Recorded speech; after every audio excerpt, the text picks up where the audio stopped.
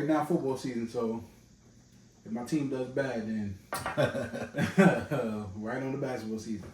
Well, what's up? What's the word? Nothing. It's sunny out early this morning. It was hot outside. Yeah. It's like cold in the morning and hot during the day, cold at night. Yeah, this is wild. So like this is not, not typical for New York, but yeah, we take it though. Yeah. So get right into it. Training camp starts in 15 days. So a little bit more movement for the Knicks. How you feeling about the season going for training camp, there's a lot of talk too, and I agree that this is one of the most anticipated training camps that we've had in a long time. Mm-hmm. And that's a good feeling, when you're a Knicks fan, right, and you just can't wait for the season to start. Mm-hmm. Like, you can't wait for that ball to go up. There's a whole lot of questions in this training camp that's going to have to be answered. And I think guys this summer was putting it in and going to be ready to show that, right, I'm ready to play. So, minutes is on the line. Yeah, not only minutes, but I'm just trying to see, who's going to come back healthy. Are we going to come back healthy, ready to play? Well, we got some guys they say might not be healthy. Yeah, there's a lot. It looks like there's still Mitch is day-to-day. Julius day-to-day. Yeah. McBride just had surgery on his toe. Yeah, Brunson had surgery and some, he's fine. But they don't have him, OG. Yeah. And then even the new guy we just got, he's day-to-day, so it's a lot going on. Yeah. But will we be? I think we're ready. I think we were still just as ready as last year. Well, this is different now. Not more. We coming in mentally with expectations. Mm. Two, we coming in everybody knowing the system. System ain't gonna change. Right. Players might change, system ain't change at this point. So this is like a good, I feel real good. And it ain't even no big change. Because last year it was a difference. We started with one team, ended the 10th season off with a different team. Mm-hmm. This year we coming in with the same team, not even looking for any major changes. Not quite yet. You know what I mean? So I'm feeling good. Like I said, a lot of things that has come up, and some are just recurring things that I knew y'all was listening. Rock with your boy. First of all, let's start right here. Like, comment, subscribe. I want to thank everybody for tuning in. You know what I mean? The views is up. Let's try to get the subscribers up. You know what I mean? If you're here, hit the like button, hit the subscribe button. Bing, bing. We're going to be here all year this time. You know what I mean? Through the cold. Now, if it's snow, it might be snowed in. I don't know. I don't know what to tell y'all. But we here. Knicks just signed new player to the team, point guard, Landry Shamet. Shamet. Yeah. Right? How you feel about him? 1 year deal. We don't even know if it's guaranteed. It's like it's not guaranteed. It's like an exhibit 9 or something. It's a non-guaranteed exhibit 10. Exhibit 10, yeah. Which means they can cut him anytime they want. You don't have a 15-man roster. You can carry 20 in training camp. So he makes 19. So is he good enough to stick when you're trying to maybe keep the young guys on the roster, like Dadier and Kolik? He's definitely good enough to stick. I read we had one roster spot to give, and he kind of just picked the Knicks. I think he had. Well, he picked the Knicks. I think he had options too, and he picked the Knicks. So yeah, they did say that. But that let's just say if McBride was injured, I can see why they picked him. It further lets me know that Tyler Kolek, if he stays, Tyler Kolek still probably not gonna. He's gonna play just as much minutes McBride did when he came in. So I don't know because we got campaign. But that's what I'm saying. I said I think we had a lot of guards when McBride was playing. Yeah, we did. I mean, no, I don't see. I can see Tibbs finding. McBride didn't play a lot. Yeah, but when he played, with Brunson he did his thing. He came out. And, yeah, but Brunson is our first real solidified point guard in years. So there's no discrepancy that he's eating up the bulk of the minutes. See, before had injured Derrick Rose and Manuel Quickly and somebody else. That was people still fighting for position. This ain't no fight for. Brunson's getting 30, 35, up to 35 minutes a game. So there's many minutes to go around the point. And I'm not going to lie, I wasn't familiar with him, but he looked like he a scorer. Oh, no. Everybody, the old dogs know Shamet. We got to remember that this guy, this guy is a 6'5". He's a shooter.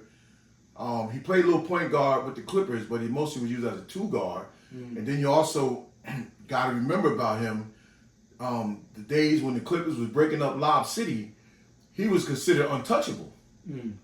behind Chris Paul. Right. So they wasn't moving him. It was just later. That's why sometimes when you're a really good guard and you got to come in and learn, sometimes it's good for you. Sometimes it's not good for you because then you don't get a chance to get all the minutes to develop the way you think you're going to develop. But he was once deemed untouchable with the Clippers. Listen, 1 year deal, looking at him, and we got to forget too. I mean, we always forget. Dante DiVincenzo and his role was like Brunson. He played a lot of backup point guard. So in the minutes where they trying to find, like when we thinking like who's going to get all these minutes by training camp, they got players that can play multiple positions and can get the minutes that they want and be interchangeable and have did it last year because of injuries. You know what I mean? And we don't have those problems from last year starting off. Right now, majority everybody is technically healthy, day to day or not. They, you know what I mean? They're healthy. Mm-hmm. We're looking forward for them being healthy come the start of the season.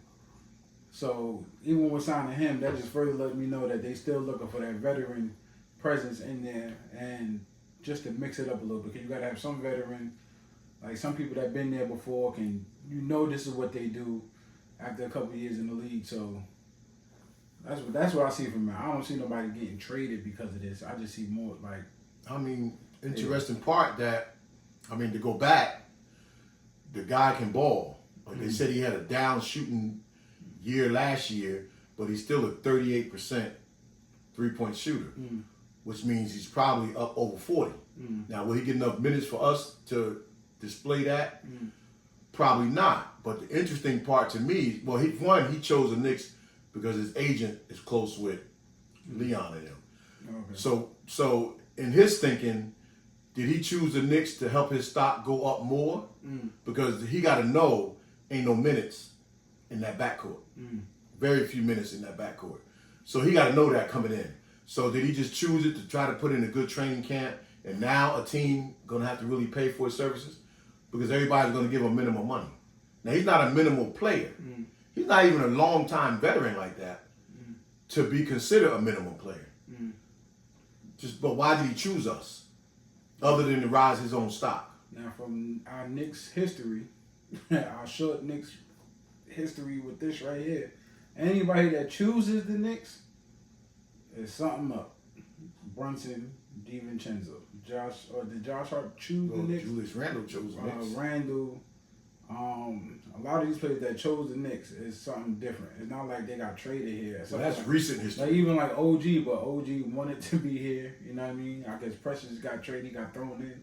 But players that verbally said or for whatever our reason they came here, have been totally different than. If you look at it that way. I mean, because a lot of our players that we currently got right now, besides Randle, they shocking us if you just didn't know what they was gonna do. Like Brunson, DiVincenzo, OG, like we know what they did on the other teams, but we didn't know they was gonna be like this on the Knicks. You know what I mean? Usually it's the opposite when it comes to Knicks history.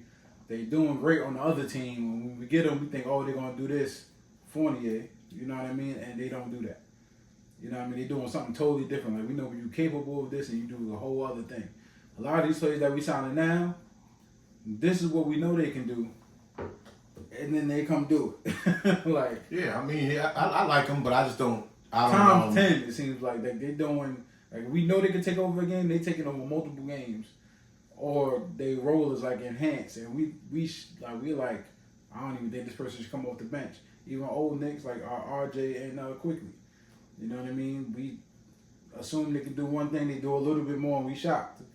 And just RJ fell through and Quickly just got thrown into the trade. But the other part interesting too about this guy, and we'll touch on that when down in this show later. But you got to look at the interesting that say you keep him, right?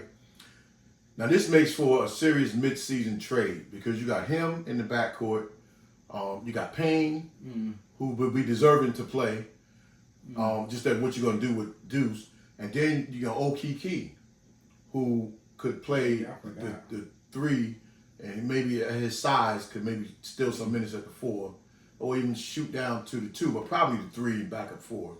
If you find minutes for him, because I don't think he fits in that 9-man rotation, but these are Tibbs type of guys, other than Shamet is really not known for his defense. But Payne and Okiki are known to be Tibbs type of guys. But at the same time, if you're looking to make that either December or February trade, and people are going to want backcourt help, well, we're going to have backcourt guys to throw at them with maybe we still have so many picks in the future, the next upcoming years. So, this could also be a play for that. So this way, when teams come calling for backcourt help, we don't got to touch our core guys. We got proven veterans, on our bench that we can give you those guys at good salaries, plus throw in some second-round picks. And again, like you said, I ain't thinking about it just now. Maybe he went to the Knicks saying, like, I want to be mine traded over here. Maybe it's more money in that or something. I don't know. Yeah, definitely more money than we could give you.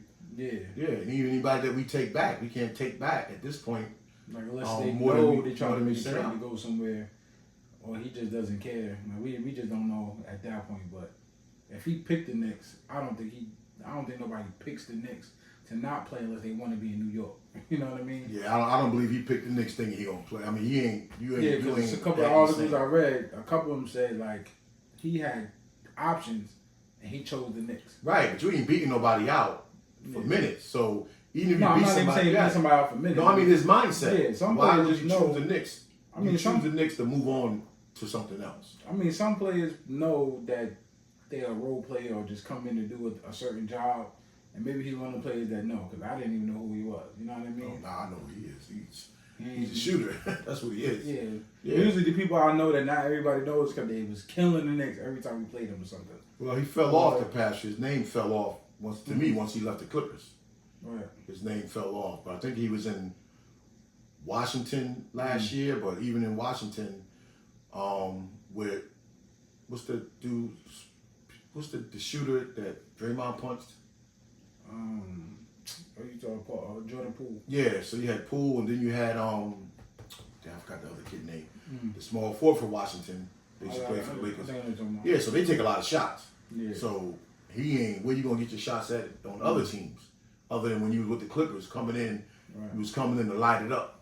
Well, listen, if he start killing on the Knicks, his name gonna shoot up anyway. So Yeah. even if it's off the bench for a minute. Well, yeah, that's what it's gonna have to be because there's nowhere to put no more backcourt guys. Especially if you say he's not known for defense. If Tibbs put him in there, he's basically in there to score or just shoot. And we still need more of that. Like a lot of these players we say they can score anywhere. Now, would they just be willing to sit there and just shoot? I don't know. I feel like you should. It saves your legs all year long just sitting there pulling. No, everybody that we got, campaign could not. I mean, everybody. We not no more. We may bring in shooters, but we are a cutting team now too. So all of our shooters can cut.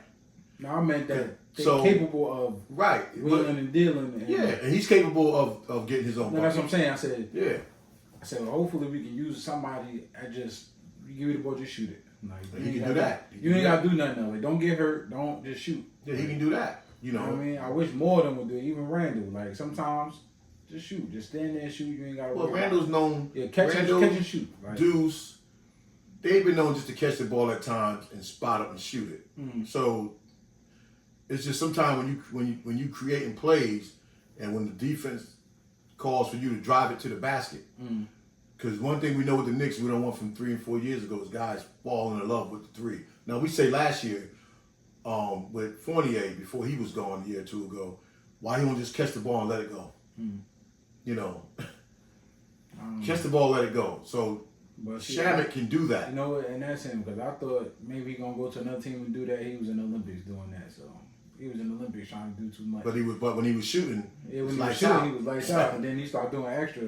You should have just kept to what you was doing. Well, I mean, he had a good Olympics though. He had a good Olympics. Excellent Olympics. Because majority of the time he was just catching and shooting. Yeah, because his guys they look for him. He didn't have to do all the extra stuff. Yeah, like, we know you can do it. You only supposed to bring that out every so often. Yeah, he wanted to be. Which is why Orlando got with him. He wanted to be a playmaker. We already got playmakers. You here for your shoot? Yeah, like you trying to dictate where people go. I don't even want to get it. It's over now. We ain't got to deal with it no more. If you made it this far, just make sure you hit that like. Comment. Let us know what you want us to talk about, what we may have missed. You know what I mean? Let's get some engagement. You know what I mean? I love to talk to the people. I know Shout out to everybody that hits me on Instagram, that want to talk. But I will let everybody get in on the conversation. Backup center. We still having, I'm not even going to say trouble at backup center, but we haven't searched for one or got one. I still feel like we are good at that position for right now. I don't think there's no rush. But what are you thinking about our situation? Yeah, I've been reading some stuff. Even with signing another guard, I feel like they feel the same way. If they sign another guard, that backup center, I think we're okay. Yeah, I was reading. Yeah, I know. That's what I was saying. Well, I said we'll hold off on that because even with that one though, why wouldn't you have took that Exhibit 10 or minimum contract? Why wouldn't you have still brought in a veteran to try the veteran? To try the big man, even if you didn't keep him. Because I was looking at something the past few days. Now these are the 3 names that I've been hearing, right? And these 3 names fit our what we do, but these guys are injury prone. So talking about Robert Williams. Now we know Robert Williams he was like what runners up in defense. Right? No. He was in Portland now. I think he was in. I forgot where he was at before. Which one we had then? I don't even remember. But Robert Williams would be a big addition. One of the twins. No, he's not a twin. Robert Williams not a twin. Oh, I'm thinking he's a center. He would be a great addition to what we try to do because he plays like Mitch, but a little bit more offensive. But leading the league, top rebounder, top shot blocker, that type of guy, long. He could help. Then they was talking about Clint Capella. His name started coming up again the past week. Again, do you want to deal with the Hawks? He could help us. Him and Mitch play the same, do a lot of the same things. But if we talk about a backup, it would be excellent. But again, injury prone. And then now, lately, they're starting to bring up Isaiah Stewart. Now, Isaiah Stewart would be a beast for us. But at the same time, he can't get to 60 games in a season. You know what I'm saying? So those are guys that, when they're talking about Knicks keeping an eye on, and these are probably going to be more like mid-season trade backup centers when you see where we headed. But the other names, I got one for you too. The other names is Jonas Valanciunas, Dwight Howard's name came up, and then even your boy name came up, and this is interesting. Just as a theory, it came up a couple of times, Willie Cauley-Stein. Oh, yeah. And I didn't even know he was in rehab. For real? He's in some kind of rehab or something. Like physical or must be drinking mental? drugs or something. It could be mental, but I said I don't even want to look into it because if somebody's in rehab, then they shouldn't even be. I don't think so. New York ain't the place to be coming if you fighting some type of rehab. Unless if you thinking like that, but if you in if it's thinking like all that. the players that came back from like a rehab kind of situation, they made it to the league maybe like. I don't know what kind of rehab. I'm just saying that in his case. But I remember over the years, you just felt like he was the answer. I didn't say that. You used to love yourself some Willie Cauley-Stein. Nah, I think at that time when you're thinking of who you should pick for the rookie class, I don't even remember who we picked that year. But I kept saying, if you was asking me, it was like him and like 2 other big men that I was like, we should go after. And Knicks passed on all of them, and I forgot who we drafted. It messed around. It might have been Frank Ntilikina, for all I remember. Yeah, I remember. Maybe it was that year with Porzingis. So I was coming out of Kentucky. I remember, and he had some good years for Sacramento as far as as a rookie. And maybe we revisit that because I don't know. At that time when I was saying his name, when I was looking at rookies at that time period, I was basically just looking at the video that they put of all the people that should be drafted. Yeah. And when you hear their story or you looking at how they train, you watching YouTube. He stuck out a lot as a decent big guy. Oh, no, he was decent, yeah. Yeah. And at that time, for what I think we needed on the Knicks, because Melo might have still been there, he was a good option to me at that time. After he didn't make it, I was like, hey. And also they were talking about Richards out of Charlotte. His name also was resurfacing. But I think all these names, I think, are just, again, the mid-season trade. When the Knicks, we've been very good at mid-season trades. So if you ask me who I thought should have been a Knick, and with the group chat shout out to my boy E, was Anthony Edwards. I don't know how we didn't get him. Was he even available? Well, he wasn't. I don't even remember. No, I don't think he was available to us. He was talking about Anthony Edwards for 2 years before he even got drafted. Said the Knicks better get this guy right here, and I was like, wow. Well, we don't think. And then closer to the draft, I was still like, if we get him, we get him. We don't, we don't. And then now look at him. I forgot where he went to college. I don't even remember. Yeah, so he probably wasn't in our timeline though. The closest pick we had was R.J. Barrett at number 3. So I don't even know if Anthony Edwards was in our timeline. I don't remember. Yeah. Well, that's how the Knicks drafts always go. Like, no, we didn't. I don't think we never draft. I think, but R.J. Barrett, I don't ever think we draft anybody. Well, Knox was supposed to be. Knox was definitely supposed to be more than that. Knox was. I mean, after leaving Kentucky, he definitely was not supposed to be a bust like that. I mean, I would. And RJ wasn't supposed to be like that. He wasn't supposed to be, but Knox came out. Knox was still somebody that they tried to sell us on. Knox. He was doing his thing at Kentucky. He just had a low motor. Everybody talked about his low motor, and it literally followed him into the NBA. But he was one of them guys. Yeah, I think. Remember, I wanted Michael Porter Jr. He was hurt. I think Uncle Bobby was saying that when he got drafted, said he don't got a. Well, I mean, that was his whole MO, even at Kentucky, to be a Kentucky guy. Towns at the same draft? No, that was way before. That was way before. But all the Kentucky guys, Bam. I think Bam came the year before him. All of them had high motors. He was the only star coming out of Kentucky with a low motor, which was weird. And I think he played with Bam. Was it the year before or something? So yeah, hey. Back up something about. Listen, I knew y'all was gonna go crazy over the center thing. At this point, I feel like real Knicks fans know that we gonna be all right. It just would have been better with 2. And I told y'all last year. But we still gonna have to. But listen, I meant last year. I kept saying 2 things. One thing that you always say is every time Knicks get something good or Knicks fans get something good, they never want both. You want one or the other. Yep. Right. So we deal with that. And we deal with, when I keep saying Mitch, though I'm a little biased in liking Mitch as center. He's a typical big man center, and maybe he just need to be fed the ball more so he can show some of his scoring ability. You know what I mean? We're not saying he got to do 2-way scoring, but when he gets in the paint, he's trying to get the job done. And then we had Hartenstein, which, as great as he is, I feel like you can recreate a Hartenstein as long as they got good IQ. Well, we created him. You know what I mean? We changed his game and turned him into And I'm not going to that. say, because I don't want to take no credit from him, but he has high IQ. Now, he wasn't the best defender. He wasn't the best offensive player. You know what I mean? Like, though he do float up, this is where Mitch would dunk it.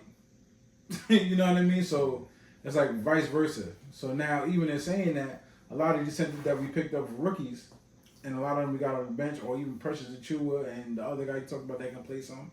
Maybe they fill that void of what Hartenstein was. And maybe that had to do with some of the coaching from Tibbs. We don't know yet until we see, because clearly it's not even on their mental. Like, they know they need one, maybe.